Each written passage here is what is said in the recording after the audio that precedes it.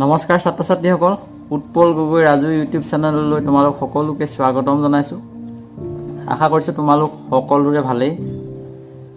স্বাস্থ্যজনিত কাৰণত আজি প্ৰায় এমাহ ধৰি মই তোমালোকৰ মাজলৈ ভিডিঅ' প্ৰস্তুত কৰি আগবঢ়াব পৰা নাছিলোঁ। আজি তোমালোকৰ মাজলৈ গণিত বিষয়ৰ এটা অতি আমোদজনক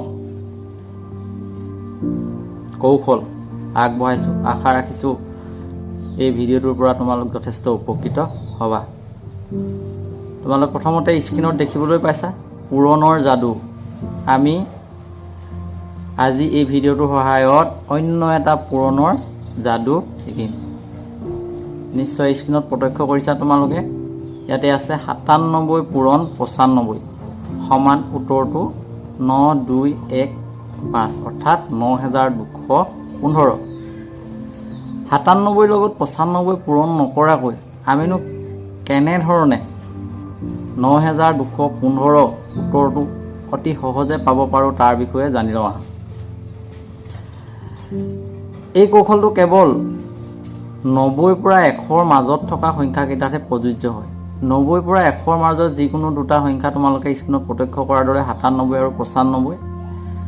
যিহেতু 90 আৰু 100ৰ মাজৰ সংখ্যা, গতিকে আমি প্ৰথমতে কি কৰিব লাগিব, 97 আৰু 95 দুয়োটা সংখ্যাকে 100ৰ পৰা বিয়োগ কৰিব লাগিব। তোমালোকে নিশ্চয় স্ক্ৰীনত প্ৰত্যক্ষ কৰিছা 100 বিয়োগ 97, 100 বিয়োগ 95।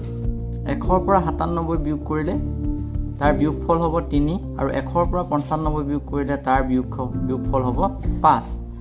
3 আৰু 5 দুয়োটা সংখ্যাক আমি যদি যোগ কৰোঁ তাৰ যোগফল হ'ব 8। নিশ্চয় মন কৰিছা। যোগফল 8ক 100ৰ পৰা বিয়োগ কৰিলে হ'ব 92।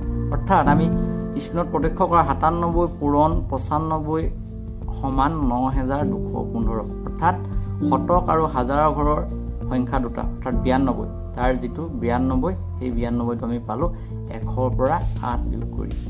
নিশ্চয় মন কৰিছা। অৰ্থাৎ 100ৰ পৰা পূৰণ কৰা দুয়োটা সংখ্যা বিয়োগ কৰিলে তাৰ যিকেইটা বিয়োগফল ল'ব, বিয়োগফলকেইটা যোগ কৰাৰ পাছত যিটো উত্তৰ পাম সেই উত্তৰটো 100ৰ পৰা বিয়োগ কৰিব লাগিব। তেতিয়া আমি তাৰ এটা উত্তৰ পাম। ইয়াৰ পাছতে আমি ঠিক আগৰ দৰেই 100ৰ পৰা 97 আৰু 100ৰ পৰা 95 বিয়োগ কৰি যিকেইটা বিয়োগফল পাৰোঁ, এই বিয়োগফল দুয়োটাক যদি আমি পূৰণ কৰি দিওঁ তেতিয়াহ'লে তাৰ পূৰণফল হ'ব 3 পূৰণ 5 সমান 15। অৰ্থাৎ 3 আৰু 5ৰ পূৰণফল 15।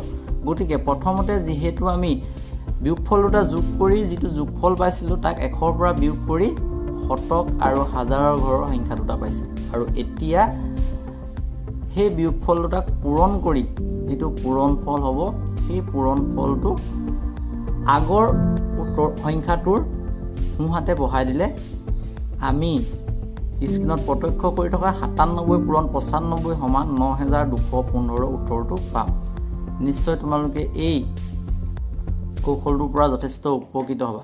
মই পুনৰবাৰ আকৌ কৈছোঁ, এই কৌশলটো কেৱল 90 আৰু 100ৰ মাজৰ সংখ্যাকেইটাতহে প্ৰযোজ্য হয়। এই পূৰণৰ যাদুটো তোমালোকৰ মাজলৈ উপস্থাপন কৰিবলৈ মোক আগবঢ়াই দিছিলে 134 নং লালুক প্ৰাথমিক বিদ্যালয়ৰ প্ৰধান শিক্ষক শ্ৰীযুত চিত্তৰঞ্জন চাহা ডাঙৰীয়া দেৱে।